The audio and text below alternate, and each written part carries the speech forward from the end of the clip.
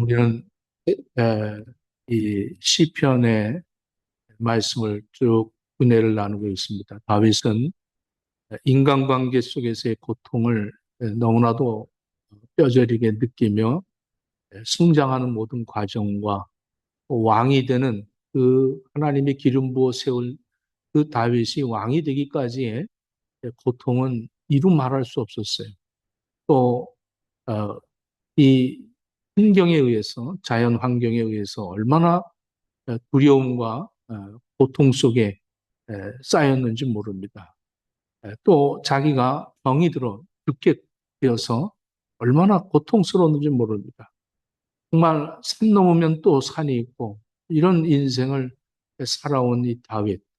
그러나 그럼에도 불구하고 이 다윗은 언제든지 그 고통 속에서 환경과 자기를 괴롭히는 원수 같은 사람들과 또 자기의 육체의 고통을 그것을 바라보지 아니하고 이 시선은 언제나 하나님을 향하고 있어요.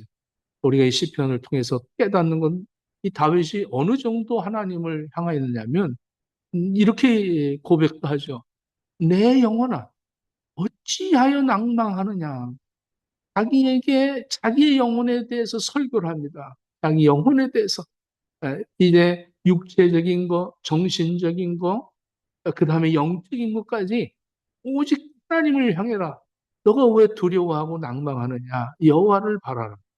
항상 그 여호와를 바라라. 이게 하나님과 더 친밀해지는 그런 이 다윗의 모습을 봅니다.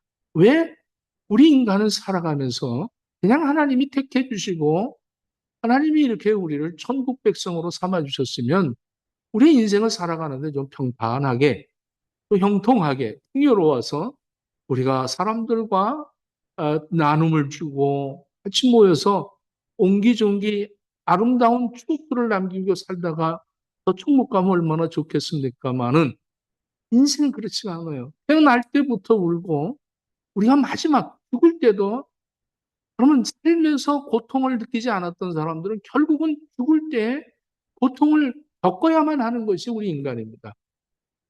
왜 하나님 우리에게 고통을 주셨을까? C.S. 루이스라는 사람은 우리에게 이렇게 얘기했어요. 하나님이 우리에게 고통을 주신 것은 하나님의 성기와 같은 것이다. 하나님의 소리를 듣지 아니하고 하나님의 말씀을 없인 여겼던 우리들에게 고통을 통해서 하나님의 소리가 선명하게 들리게 하고 더 이게 확장해서 들리도록 우리에게 하나님이 고통을 주셨다. 그 미국의 나병을 전문으로 세계적인 권위자인 이 포블 브랜드라는 박사가 이런 얘기를 했습니다. 하나님, 우리에게 고통을 주심을 감사합니다. 그는 평생을 이 나병 환자들을 치료하기 위해서 참 기여했던 그런 사람이죠. 그러나 그가 참된 신앙을 갖고 있었기 때문에 참 고통을 만드신 하나님 감사합니다. 이렇게 고백을 한 이유가 뭐냐면 이 나병 환자들의 비극은 고통이 마비됐다는 거예요. 그래서 이 고통이 오는데도 느끼지를 못한다는 겁니다. 그것이 비극이라는 거죠. 그래서 굉장히 위험하다는 게 뜨거운 걸 못 느끼기 때문에 손이 지겨지는데도 그 뜨거운 것을 들 수 있고 또 자기 몸에 통증이 없기 때문에 뭐 하나가 절단이 되어도 느껴지지를 않는다는 거예요. 그 사고를 방지할 수 없는 것이 그런 병이라는 거죠. 그런데 우리 인간에게 고통을 느낄 수 있다는 것은 큰 축복이다. 이렇게 표현을 했습니다. 우리는 시편 31편에서 이 다윗이 굉장한 그 위험한 그런 상황 속에서 극심한 고통 속에서 하나님을 피난처로 삼으며 올려드린 기도가 오늘 이 3절에서 있습니다. 우리 3절을 좀 올려주십시오. 주는 나의 반석과 산성이시니 그러므로 주의 이름을 생각하셔서 나를 인도하시고 지도하소서. 그들이 나를 위하여 비밀히 친 그물에서 빼내소서. 주는 나의 산성이시니이다. 이렇게 얘기합니다. 주는 나의 반석이고 산성이다. 항상 이 다윗이 하나님과 관계를 너와 나와의 관계야. 1대1의 관계로 합니다. 우리의 하나님이 아니라 나의 하나님. 네, 우리 김세희 전사님 믿더라고. 나의 목사님 이러면서 우리 하나님이 우리의 목사가 아니라 나의 목사님. 그냥 나를 꽉 잡아 끌어들이는 그런 어, 이러면 안 되는데 이게 그러면서 우리 수용자매에게 너의 하나 너의 목사님이야 데려다 달라 이렇게 얘기를 하라고 그러는데 얼마나 그게 아주 그 관계성을 친밀하게 엮여지는 몰라요. 예? 우리나라는 우리 집, 우리 모여서 우리 이런 그 어떤 이 문화적인 그런 흐름이 있기 때문에 우리라는 거를 굉장히 많이 합니다. 뭐 우리 집, 뭐 아파트도 우리 집이야, 우리 같이 이런 의도로 그런 삶을 살다 보니까 하나님도 우리 하나님, 뭐 하나님이라는 존재에 대한 그 관계성이 굉장히 그냥 어, 넓게 하나님이다 이렇게 여길 때가 많습니다. 근데 다윗은 항상 주는 나의 반석이요 나의 산성이십니다. 이렇게 다윗이 그 고통 속에서 하나님과 친밀해지는 이런 모습을 봅니다. 고통이 없으면 하나님은 왜 인간에게 고통을 주셔서 이렇게 하나님과 더 관계성을 갖게 하느냐? 하나님이 인간에게 고통을 주신 분명한 목적은 뭐냐면 예수 그리스도를 만나게 하시는 겁니다. 할렐루야. 하나님의 언약의 성취를 이루기 위해서 인간들에게 고통을 주신 거예요. 그래서 결국에는 예수 그리스도를 만나게 하시는 하나님이에요. 어떠한 고통도 거기엔 목적이 있습니다.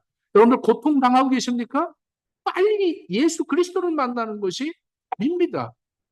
그래도 끝까지 뭐 견뎌보고 내 힘으로 살아보려고 하다가 결국에 죽음 앞에서 그 하나님을 찾는 사람들도 있고 참 비극이 지금은 인생을 살면서 맨날 그러다가 결국에 그 십자가 상에서 주여 나를 불쌍히 여기소서 하는 그 마지막 그 장면에 그 강도 같은 사람처럼 인생을 사는 사람들도 얼마나 많은지 몰라요. 그러나 이 다윗은 나의 반석이래. 하나님이. 또 나의 산성이라는 거예요. 하나님이 나를 보호하시고 이끌어 주신다. 네, 참 나를 지키시는 나의 하나님. 아주 너무 인격적으로 신뢰하고 있지 않습니까? 네? 그래서 여기 보니까 주의 이름을 생각하셔서 그랬어요. 이것은 아주 이 성경에서 아주 명확하게 주의 이름을 위하여 나를 인도해 주시는데 나에게 유익을 주하고 나를 편안하게 하고 나를 보호하시는 것이 아니라 주의 이름을 위하여 나를 건져달라는 거예요. 이것은 무슨 말이냐면 하나님의 언약을 성취하시옵소서 이렇게 얘기하는 거죠. 다윗이 하나님께 나를 인도해 주시옵소서 당당하게 요구할 수 있었던 것은 하나님 약속하시지 않았습니까? 내 죄를 잊지 않고 내가 깨끗해서 하나님 살려주십시오. 이게 아닙니다. 자신이 왕으로서 공로를 많이 하고 골리앗을 더 승리하게 하고 하나님 앞에 내가 영광을 돌렸기 때문에 내가 이 고통이 나에게는 왜 허락됐는지 모르겠으니 하나님 억울합니다. 하나님 날 이 고통에서 건져주옵소서 이런 의도가 아닙니다. 하나님의 이름을 위하여 나를 건져달라는 오직 하나님의 이름, 하나님의 명예 때문에 다윗은 하나님이 나를 이 백성으로 끝까지 책임져 주시는 신실하신 하나님이라는 것을 여기서 고백하고 있는 것입니다. 하나님의 이름에 걸맞는 하나님의 명예가 그것이 이루어지기 위하여 나를 사용해 주옵소서 이렇게 하는 거죠. 하나님의 신실하심을 여기서 설명하고 있습니다. 우리가 아까 찬양했잖아요. 오 신실하신 쪽. 어제나 오늘이나 동일하신 하나님. 하나님의 그 언약을 기억하시옵소서. 여기서 히브리어로 그 기억하다, 이 자카르라고 하는데 이것은 굉장히 기억하다, 생각하다, 기념하다 이런 뜻을 갖고 있어요. 예.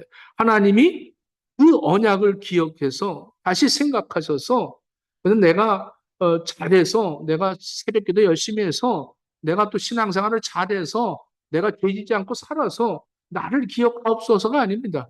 하나님이 언약하신 그 언약을 기억하셔서 나를 구원해 주옵소서 이렇게 얘기하는 거죠.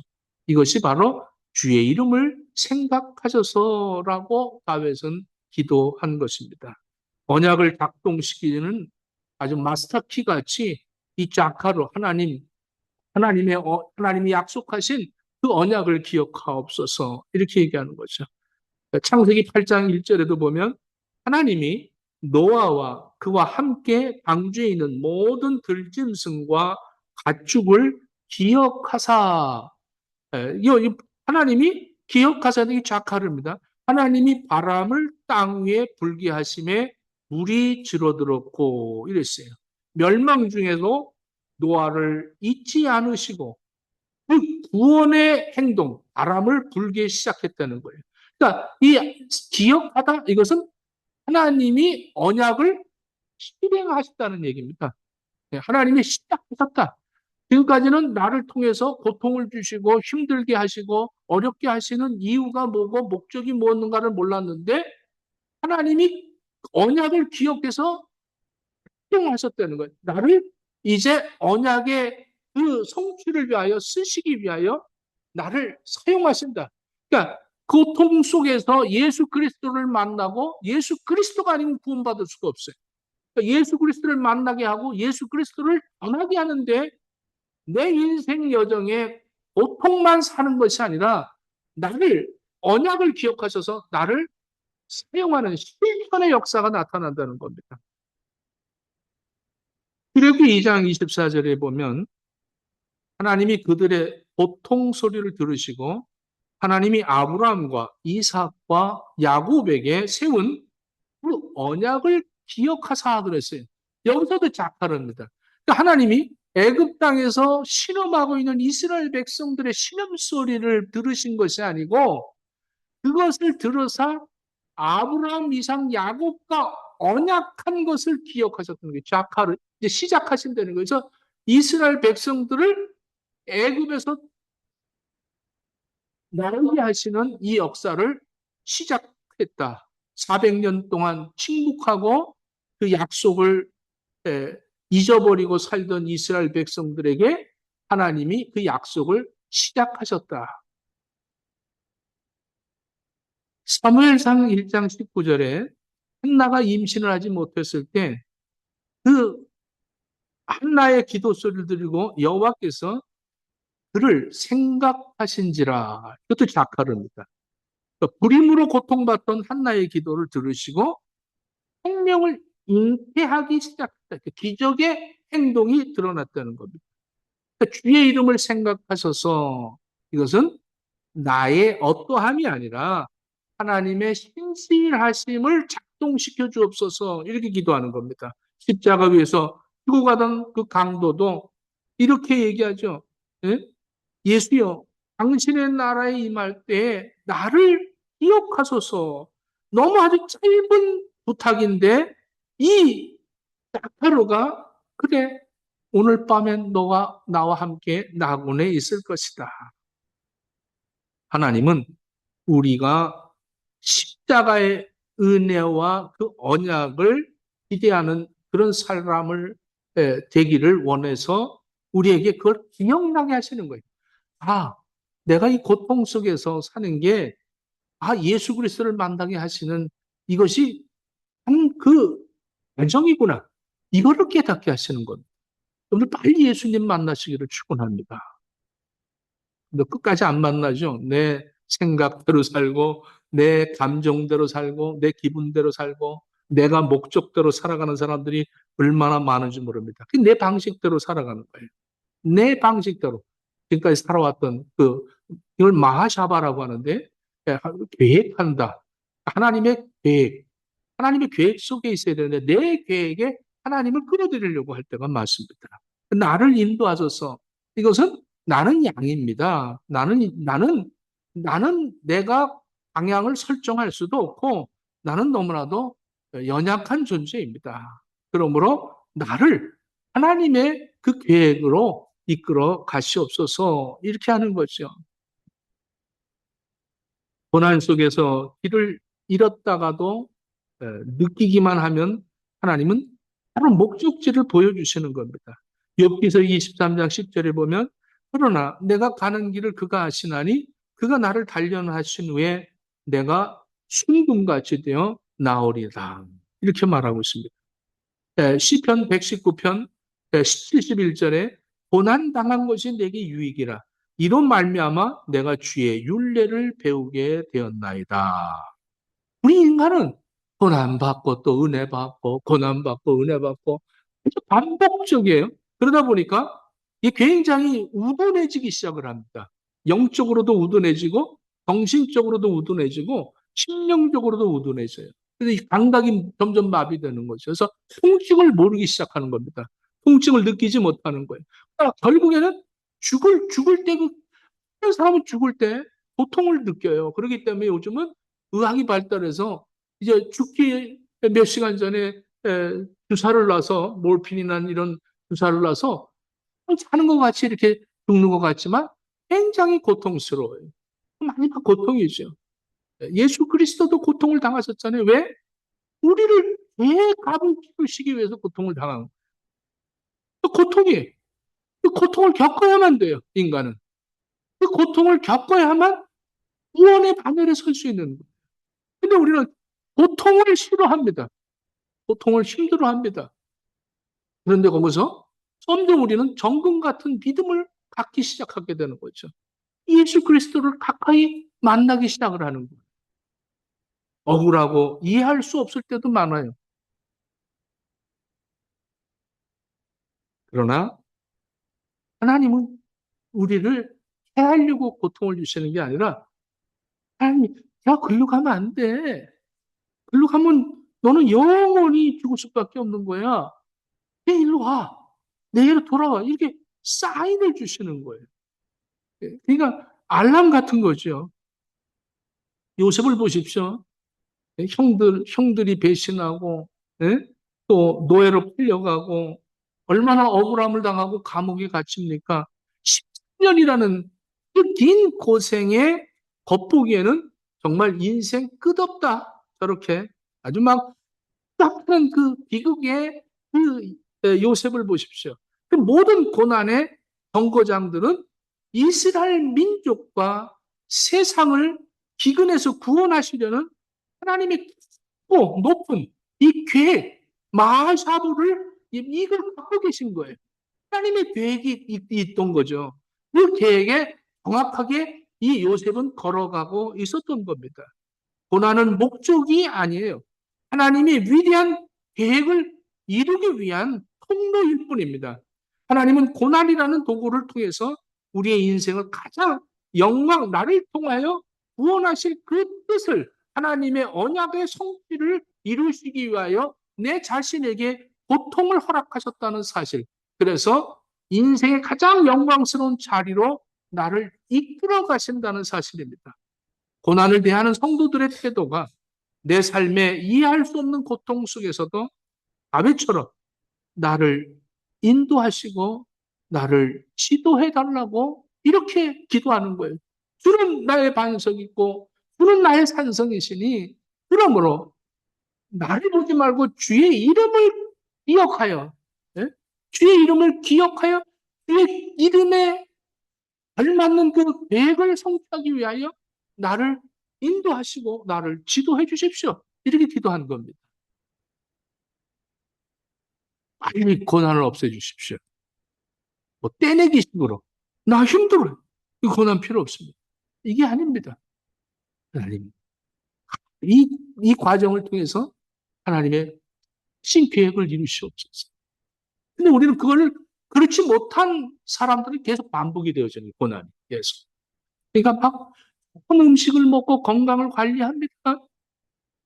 우리나라도 옛날에 그 연탄을 때울 때가 있었어요. 그때 그 연탄 가스에 정말 중독돼서 죽은 사람들이 굉장히 많습니다.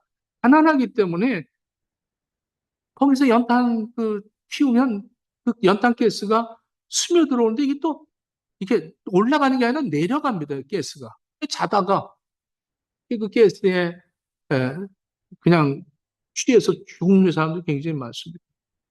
여성들이 그 다음에 이제 강북은 그랬는데 이제 강남 쪽에서도 연탄을 이제 뗄 때 이 강남을 조금 잘 사니까 이 여자들이 연탄을 갈 때 방독면을 썼어요.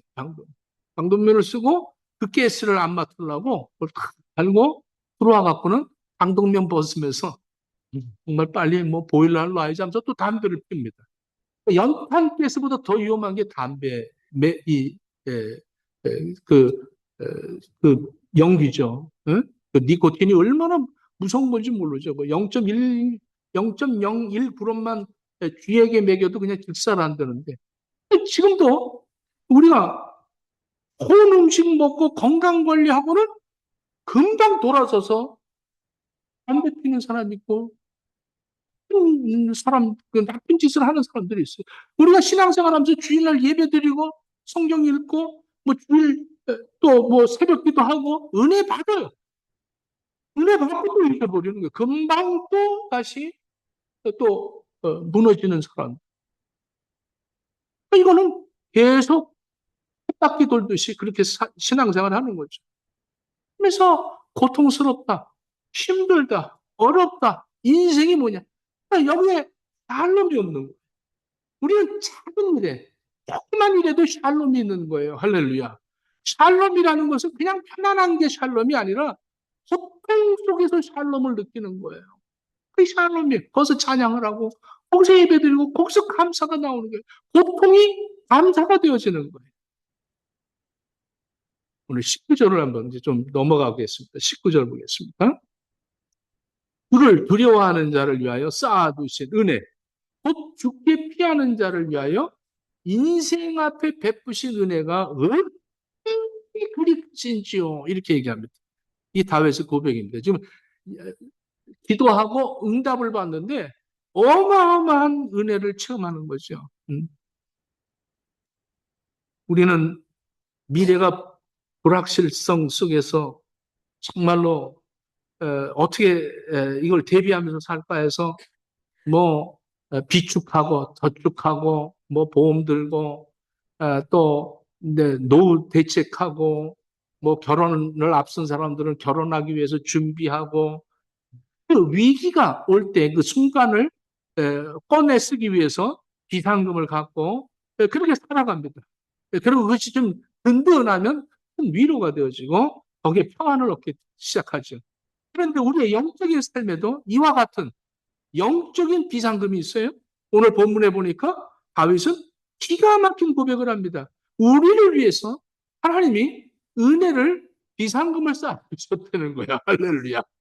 저는 이 말씀이 아주 크게 와닿았어요. 응? 얼마나 이 기가 막힌, 그래, 난 정말 알거지야. 그런 생각을 했는데, 이야, 보이지 않는 비상금을 하나님이 쌓아놓고 계시구나. 이렇게 느껴졌어요. 다윗은 결코 평안한 상태가 아닙니다. 원수들의 핍박, 사람들의 배신, 뼈가 쇠하지는 질병, 이 고통 속에서 자신을 깨진 그릇과 같다고 탄식했던 이 다윗. 그러나 절망의 밑바닥에서 다윗의 영적인 눈이 열리고 그때 자신을 위해서 예비된 하나님의 거대한 은혜가 있다는 것을 깨닫게 됩니다. 오늘 보십시오. 은혜를 쌓아두었대요. 쌓아두신 은혜. 쌓아두셨다.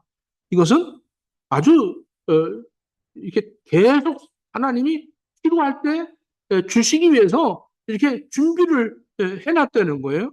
쌓아둔 것은 당장 눈에 보이지 않은 것들이죠. 은혜가 내 삶에 즉각적으로 나타나지 않는다. 그런데 하나님은 행복하고 계시는 것 같다라고 느꼈는데 그게 아니라 필요할 때, 꼭 필요할 때 주시려고 쌓아두신 그런 은혜가 있다는 거예요. 그래서 기다림의 시간은 은혜가 없는 시간이 아니라 내 은혜가 숙성해 가고 있는 시간이라는 것을 이 다윗은 우리들에게 가르쳐 주고 있습니다. 누구를 위해서 이것을 쌓아두느냐? 하나님이 쌓아두신 은혜는 누가 아무에게나 주시려고 쌓아둔 은혜가 아니라 다윗같이 하나님에게 피하는 자입니다. 하나님께 피하는 자들을 위해서, 하나님께 피하는 자들을 위해서 그걸 두려워하고 죽게 피하는 자라 이렇게 말하고 있습니다. 그를 두려워한다는 것은 경외한다는 거예요. 여러분들 내가 이 세상의 것을 갖고 있고 갖지 못하고 해서 거기에서 두려운 것이 아니라 하나님을 경외하는 거예요. 이 우주 만물의 인간의 삶과 죽음과 잘됨과 잘못됨의 주인이신 하나님, 창조주이신 그 하나님을 절대적으로 두려워하는 우리 이것이 신앙의 출발입니다. 그리고 죽게 피한다는 것은 그를 의지한다는 거죠. 음, 아주 알량한 어떤 그런 지혜, 뭐 우산 밑에 숨어버리는 그런 것이 아니라 정말로 예수 그리스도의 십자가 아래서 그 보혈의 능력으로 아주 힘있고 살아가는 그런 모습입니다. 인생 앞에 그것이 드러난다는 거예요. 죽게 피하는 자를 위하여 베푸시는 은혜. 이 베푸시는 그 하나님의 은혜가 어찌 큰가. 이걸 그냥 남겨놓고 허비하는 게 아니라 베풀어 주신다는 거예요. 예? 베풀어 주신다. 하늘의 창고를 여러분들 볼 수 있기를 축원합니다. 내가 육신이 이렇게 고통스럽고 힘들고 어려워도 이 고통이 지나면 분명히 나는 천국에 눈 떠보니까 천국이더라. 왜 그랬을까? 이렇게 그것도 기억도 안 납니다.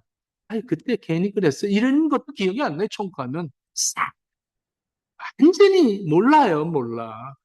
그때 원수 미워하는 사람도 없어요. 몰라. 그러니까 이 세상에서 살아가면서 보통 이거 감사로 바뀌는 거예요. 우리의 시선을 환경에서 하늘로 옮겨질 때 아버지의 그 비밀스러운 나를 위해서 쌓아두신 내가 하나님에게 피한 나를 위해서 쌓아두신 그 베푸시는 은혜를 여러분들 체험할 수 있기를 축원합니다.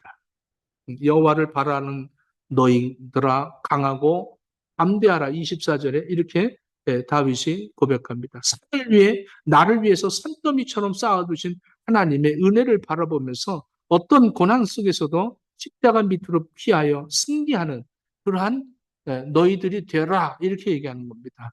하나님의 은혜를 묘사하는데 아주 대조적으로 매력적인 두 가지를 설명하고 있습니다. 8절에 보니까 우리 조슈아 8절 좀 올려주세요. 8절 미안합니다. 이렇게 왔다 갔다 해서 나를 원수의 수중에 가두지 아니하셨고 내 발을 넓은 곳에 세우셨다. 넓은 곳에 여러분들 막 고통스럽고 힘들고 괴롭고 막 외롭고 이럴 때 답답하고 힘들어요. 근데 하나님이 그 베푸시는 은혜, 쌓아두신 은혜가 넓은 곳에 나를 두신대요. 넓은 곳에. 넓은 곳에 내 발을 세우셨다. 우리 오스트레일리아에 사는 사람들의 복은 뭐냐면 정말 힘들고 지칠 때 바닷가에 나가면 광활한 그 남태평양을 쭉 보면서 거기서 답답해 할 사람 없습니다. 와, 넓다. 이렇게 되잖아요. 가끔씩 나가봐.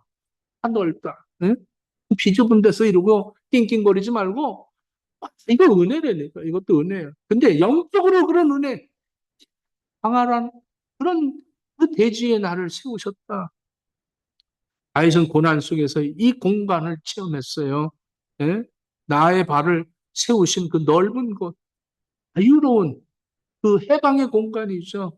예? 원수들 수중에 가두지 아니하셨고 내 발을 넓은 곳에 세우셨다. 그러니까 환경은 변하지 않았어. 환경은 변하지 않았는데 그런 사람들은 넓은 그 대지에 내가 신앙생활을 하고 있어요. 그거 갖고 그 원수들의 소리들 뭐 이런 것들에 요동하지가 않는 거예요. 그런데 이런 은혜를 하나님이 베풀어 주신대요. 그게 잘 안 들려요. 나를 욕하는 게 안 들려야 돼. 근데 누가 욕하니? 이것만 듣고 들으려고 하니까 얼마나 속이 상합니까? 고통과 유혹으로부터 그런 뭐 장소를 옮겨주고 또 환경을 바꿔준 것이 아닌데 거기 하나님의 은혜를 받은 사람들은 이 숨겨진 쌓아두신 그 은혜를 받은 사람들은 그 가운데서 감옥이랄지라도 거기서 넓은 하나님의 그 은혜를 체험할 수 있다는 거예요. 그래서 살롬이 나오는 거예요. 거기서 감사가 나오는 거예요. 거기서 기쁨이 있는 거예요. 누가 몰라. 저거 좀 바보 아니야, 저거? 왜 저렇게, 얻어맞으면서도 저렇게 찬양을 할 수 있을까? 아니, 저 바보 아니야? 아니, 자식들이 죽어가는데도 그렇게 배신하지 않고 예수를 믿고 저러고 살까? 근데 그 사람들은 하나님이 받은 은혜가 넓어요. 너무 넓어. 원수가 안 보여. 원수를 사랑하게 되어지는 거예요. 여러분들, 이런 은혜를 여러분들 체험할 수 있기를 축원합니다. 하나님을 두려워하고 하나님께 피하는 자들에게 주시는 이 은혜인 것입니다. 그 다음에 하나가 또 있어요. 오늘 20절 다시 조시아 20절 또 돌아갑니다. 미안해요. 자, 20절에 보니까 주께서 그들을 이 은밀한 곳에 숨기사 사람의 꾀에서 벗어나게 하시고 비밀의 장막에 감추사 말다툼에서 면하게 하시리이다. 은밀한 곳, 넓은 곳에도 두시고 또 은밀한 비밀스러운 곳에 두신다는 거예요. 네. 참, 어, 세상의 공격이 미치지 못하도록 또 절대적인 친밀한 그런 곳이죠. 자외선 사람들의 악한 그 음모, 또 구설수, 비방, 험담 이런 것들의 그 소리들이 들릴 때 얼마나 정말로 마음이 얼마나 상처를 받았겠어요. 이때 하나님은 우리를 아무나 들어올 수 없는 주의 은밀한 곳, 지성소 같은 그곳에서 하나님이 만나주시는 거예요. 세상 소리가 들리지 않는. 여러분들, 오늘 기도하는 사람들 이런 은혜 받습니다. 정말 하나님하고 단둘이 독대하고 있을 땐 세상의 어떤 이야기들 들도 그 소용없어. 나하고는 관계가 없어. 예? 넓은 곳에서는 자유를 얻지만 은밀한 곳에서는 하나님과 단둘이의 관계를 맺게 돼요. 이 은혜가 하나님이 쌓아두신 은혜예요. 저와 여러분들을 위해서 쌓아두신 은혜입니다. 하나님을 두려워하고 하나님께 피하는 자들에게 주시는 은혜입니다. 요나를 보십시오. 요나는 하나님이 니누에로 가라고 했는데 니누에 사람들 보기 싫은 거예요. 내가 왜 원수들을 구원하라고 복음을 전하러 거길 가야 돼? 아니야, 난 다시스로 갈 거야. 하고 다시스로 가는 배를 탔어요. 그런데 풍랑이 일었어요. 통통할 줄 알았어요. 이 요나는 내려가면서 표를 사는데 바로 니누에 가는 배는 오래 있다가 출발하고 다시스로 가는 배는 바로 있어요. 할렐루야 이랬겠죠. 이렇게 내 길이 형통하는구나 하고 다시스 표를 사서 그 다시스 가는 배를 탔어요. 그래도 하나님이 두려운 거예요. 그래서 맨 밑창에 가서 거기서 압류를 뒤집어 쓰고 다시스에 도착할 때까지는 그냥 은밀하게 살자. 자기 나름대로의 은밀함이었어요. 그런데 풍랑이 일고 그 풍랑이 일 때 그들은 이 바다신이 우리를 죽이려고 하니 제비를 뽑아서 바다신에게 재물을 바치자고 제비를 뽑았어요. 그 배에 탄 사람들의 다 풀을 주고 샀으니까 이름을 이제 했겠죠. 거기서 제비를 뽑은 게 그 배 밑창에 숨어 자고 있는 요나가 잡혔어요. 요나가 잡힌 거예요. 그리고서는 요나를 끌어다 올려놓고 너 자초지종을 얘기해봐라 그랬더니 다 얘기를 합니다. 나 때문에 그러니 나를 던져라. 그래서 던졌어요. 던지는 순간에 큰 물고기 와서 요나를 삼켰습니다. 자, 요나서 2장 2절에 보니까 요나가 그 바다에 던졌을 때 그게 사실상 죽음이죠. 죽음. 네. 그를 삼킨 그 물고기 뱃속은 정말 악취가 나고 그냥 깜깜합니다. 아주 지옥 같은 그런 무덤이었다 얘기합니다. 그런데 거기서 요나는 그 은밀한 하나님과의 단둘이의 독대의 은혜의 시간이었어요.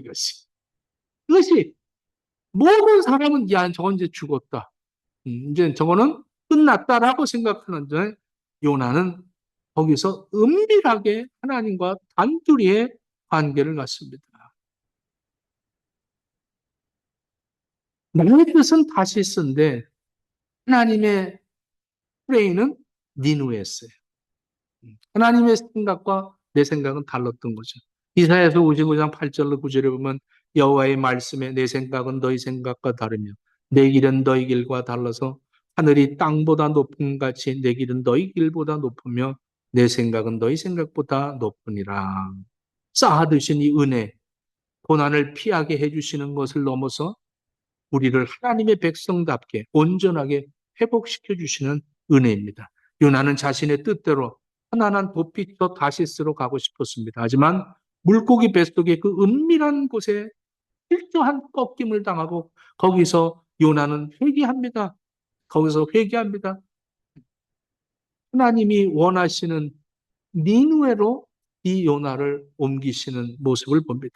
은밀한 곳은 나의 죽음과 영적인 재창조가 일어나는 은혜의 용광도가 되었다는 것입니다.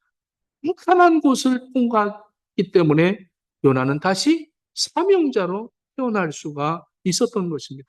하나님이 예비하신 가장 안전한 곳, 은밀한 곳, 은혜의 장막. 이것이 바로 오늘 이 다윗이 얘기하는 하나님이 이렇게 쌓아둔 은혜다. 이렇게 얘기합니다. 고린도후서 4장 8절로 10절에 이렇게 말합니다.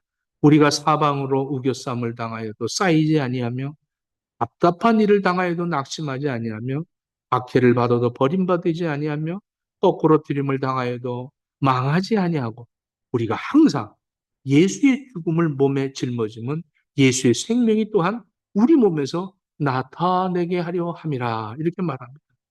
지금 우리가 고통스럽습니까? 우리가 정말로 사람들에게 버림을 받고 있습니까? 우리가 정말로 내 삶이 정말 미래가 없는 것 같이 여겨집니까? 하나님이 여러분들을 통해서 예수 그리스도를 증거하게 만드십니다. 예수를 만난 사람들은 예수를 전할 수밖에 없어요. 이게 하나님의 프레임입니다. 이게 하나님의 계획이세요. 그럼 하나님의 계획대로 내가 살아드리는 것이 그게 통로입니다. 고통스럽습니까? 하나님을 향하십시오. 하나님을 바라보십시오. 하나님께 달려가십시오. 하나님이 준비해 놓으신 그 쌓아두신 그 은혜, 넓은 곳에서 그 고통, 조금만 까까지만 고통스러워서 아유, 조금만 더 있었으면 좋겠네. 조금만 나에게 좀 이런 편안함이 있었으면 좋겠네. 했던 나의 그 신음소리가 하나님의 넓은 그 은혜를 받고 할렐루야 감사합니다. 내가 하나님에게 피했더니 하나님이 주신 이 은혜로 깨닫게 됐습니다. 너무 감사합니다. 찬송이 나와요. 네? 우리 권사님 통증에 내 주를 가까이 하니 이 찬양이 나오는 거예요. 그리고 또 너무 사람들이 시끄럽게 날 괴롭히고 하는데 내가 정말로 하나님 앞에 무릎 꿇고 기도할 때 하나님과 나와 단둘이 깊은 아주 깊이 나를 은밀한 곳에서 하나님 만나 주시잖아요. 요나를 만나 주신 하나님이 자기 뜻대로 살려고 그 억지를 부리고 그 니네를 안 가고 다시 들어가는 그 요나를 고통과 고통과에서 은밀한 그게 가서 하나님을 만나고 예? 구원은 여호와께로 구원은 여호와께로를 그 물고기 뱃속에서 찬양을 한 요나같이 요나처럼 여러분들 고통 속에서 찬양하고 고통 속에서 내 사명이 회복되어지는 복된 삶을 여러분들 회복하게 되기를 예수님 이름으로 축원합니다. 기도하겠습니다. 하나님 답답함, 세상의 수고음, 이 모든 것들을 차단하시고 하나님은 복되하는 은밀한 곳을 우리들에게 주셔서 기도할 수 있는데 왜 낙심하고 기도할 수 있는데 미워하고 기도할 수 있는데 우리는 자꾸 더딘 하나님께로 향하는 발걸음을 세상으로 돌리려고 하는지 모릅니다. 하나님, 오늘 이 주신 말씀을 깨닫고 하나님이 우리에게 베푸실 쌓아두신 은혜를 저들이 다 체험해서 어떤 환경, 어떤 형편, 처지에도 넓은 곳에서 찬양하는 샬롬의 은혜가 있게 하시고, 하나님 저들이 은밀한 중에 하나님과 독대하며 사명을 회복하여 하나님의 언약을 성취하는 데 쓰임받는 우리 행보의 식구들 다 펴지도록 허락해 주시옵소서. 예수님 이름으로 기도드립니다. 아멘. 찬송가 460장을 함께 찬송합니다.